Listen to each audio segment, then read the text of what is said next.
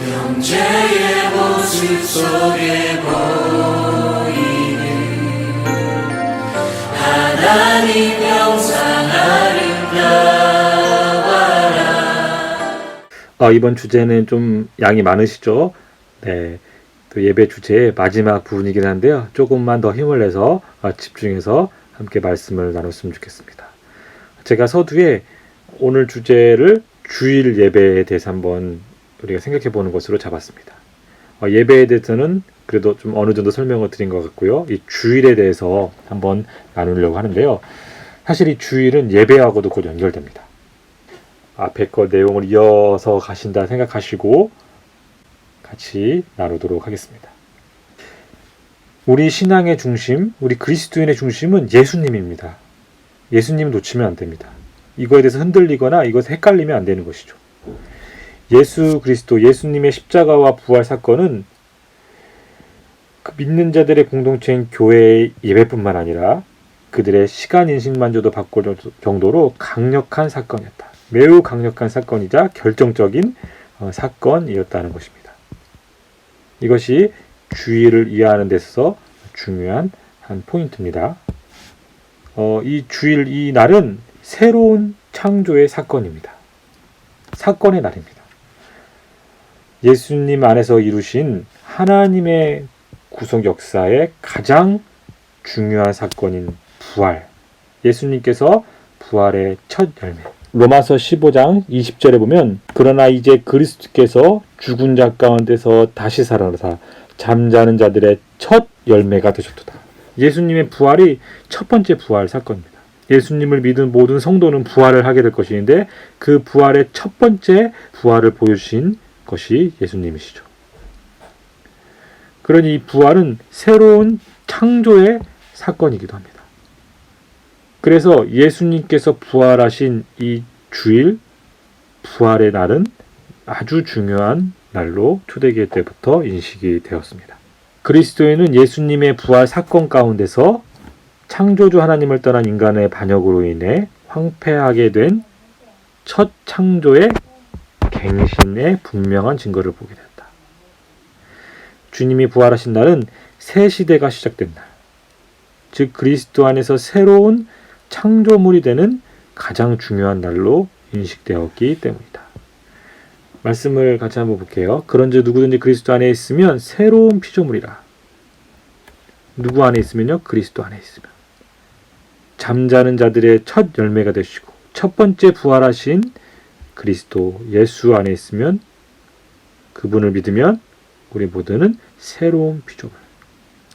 갈라디아서 6장 15절에 보면 할례나 무할례나 아무것도 아니로되 오직 새로 지으심을 받은 것만이 중요하니라. 예수님 부활하신 그 날은 새로운 창조의 사건의 날이었습니다. 그래서 처음 초기 그리스도인은 안식일도 지켰습니다. 당연히 유대인들이 많았기 때문에 안식일도 지키고 또 주님의 부활을 기뻐하고 견축하기 위해 주간의 첫날, 안식일 다음 날인 주간의 첫날인 주일도 지켰습니다. 그러나 초대교회는 율법 준수 문제와 복음에 대한 신학적 정의과 함께 예배의 날을 안식일에서 주일로 옮기게 된 것이죠. 그리스도 안에서 이룩된 새로운 창조의 사건이야말로 그들의 정체성을 새롭게 발견하게 되는 정체성 자체가 바뀐 것입니다. 유대인으로서 정체성 자체가 남녀노소 그리스도 예수 안에서 하나라는 그 말씀 가운데 바뀌게 되는, 모두가 동등한 하나님의 자녀라는 의식으로 바뀌게 된 중요한 사건이 된 것이죠. 그래서 교회는 아주 초기부터 주님께서 부활하신 주의 날에 함께 예배를 위해서 모이기 시작했습니다. 사도행전 20장 7절에도 그 증거들이 있습니다. 1세기 끝 무렵에 이르러서는 주일이 공식 예배일로 된 것입니다. 그 전까지는 주일을 추가로 지키기도 했던 것이죠. 이렇게 주일은 성경과 초대 교부들의 저작에서 확고한 예배일로 자리 잡게 되었습니다. 천주의 첫날인 주일의 위치는 기독교 신앙생활과 그 실행에 있어서 견고하게 규정화되었다. 성경에는 주의 날이라는 표현도 있고요. 안식 후 첫날이라는 표현도 있고요. 매주 첫날 등과 같은 용어로 표시하는데 이것은 초대교회 신앙생활의 핵심을 차지하는 날이었습니다. 그래서 주일을 나타내는 여러 가지 표현들이 있는데요. 우선 첫 번째로 주일은 첫 번째 날입니다.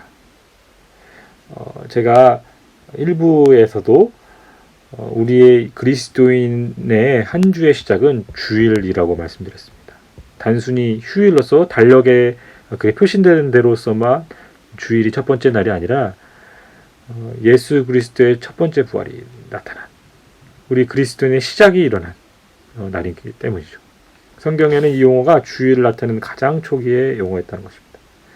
천지 창조 때도 시작이 있었던 것처럼 첫 번째 날 새 창조의 사건, 예수 그리스도의 부활하신 사건이 일어났던 것을 우리가 강조하는 용어라는 것이죠.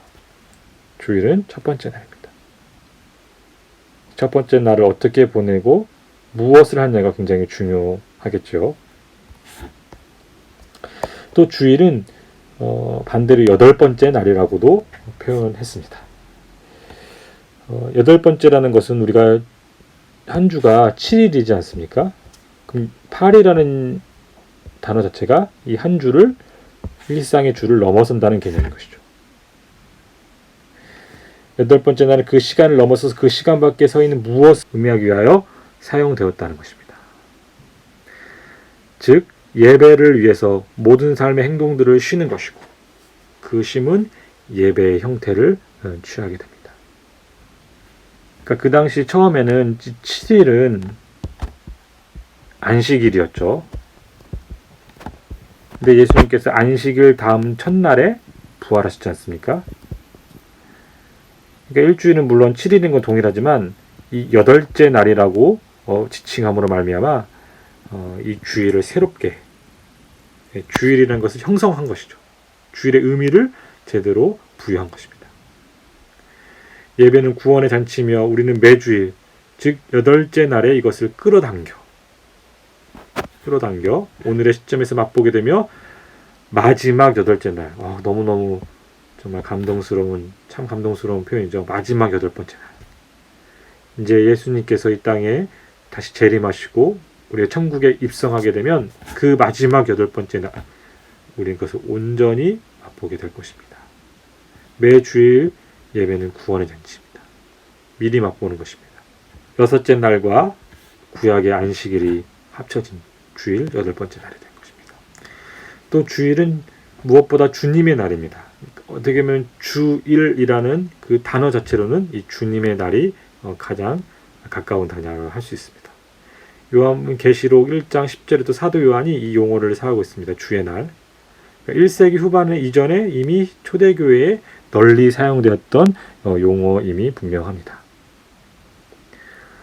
주님의 모인 교회가 함께 모인 날이 주일이었던 걸 생각하면 그 공동체 가운데 주님이 함께 계시는 주님의 몸이라는 사실, 주님 함께 계시는 시간이라는 사실, 그 날이라는 사실이 강조된 것입니다. 주님의 날에는 명칭은 이 날의 중심적인 인물이 예수님이시고 그것을 세우신 분이 바로 예수 그리스도이심을 강조하는 것입니다.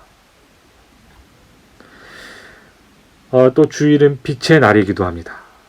구약과 신약 성경에는 빛에 대한 신학으로 가득 차 있습니다. 예수님께서 요한복음에 나는 세상의 빛이라 말씀하셨죠. 죽음의 어두운 권세를 이기신 예수 그리스도의 부활과 함께 참된 빛이 새롭게 비쳤습니다. 옛 안식일이 빛을 새롭게 허락하시는 주님의 날로 바뀌었다는 사실을 강조합니다. 원래 이 주일을 영어로 보면 썬데이지 않습니까?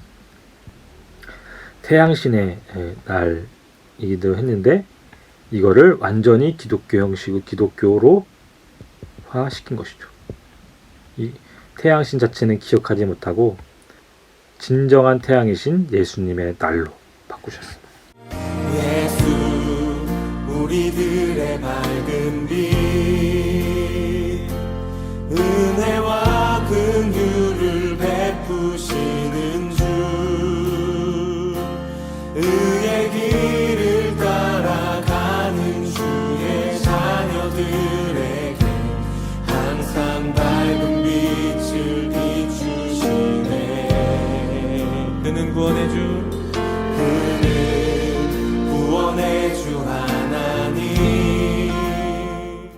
또 주일은 부활의 날입니다. 이거는 제가 반복해서 말씀 안 드려도 의미를 아실 것입니다. 초대교회의 가장 중요한 사건은 부활 사건이었습니다. 또 주일은 예배의 날입니다. 주일은 안식의 날이기도 하지만 그보다 더 중요한 것이 있다면 부활하신 주님을 예배하는 것입니다. 그래서 초대교회 이래로 언제나 주일은 예배의 날로 인식되었습니다. 하나님 말씀을 듣고 성만찬을 행하며 예물을 하나님께 드리며 형제의 예를 나누는 일에 동참하는 것이 중심적인 일로 여겨졌습니다. 예배 가운데 간절하게 주님의 재림을 대망하였고 이러한 기대는 초기 우리 신앙의 선배들의 기도문에서도 발견할 수 있습니다. 마음속에 그리스도를 향한 열망이 약해지고 다시 오실 주님에 대한 대망의 믿음이 약해질 때 예배를 통해서 새로운 경각심과 회복을 경험하게 되었고 새로운 영적 자양범을 공급받을 수 있습니다.